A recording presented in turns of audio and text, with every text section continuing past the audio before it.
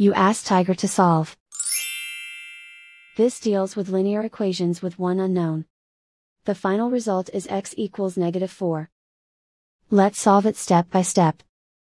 Group all x terms on the left side of the equation. Subtract 5x from both sides. Group like terms.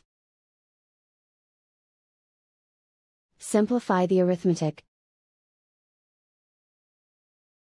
Group like terms. Simplify the arithmetic.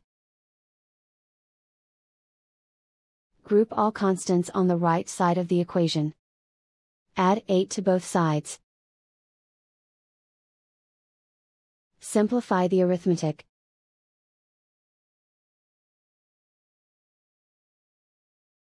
Isolate the x. Divide both sides by -3.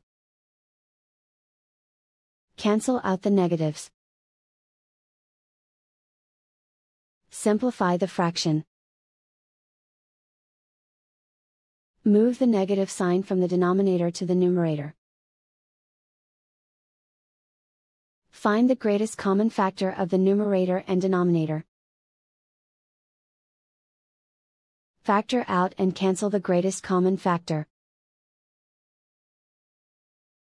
And so the final result is x equals -4.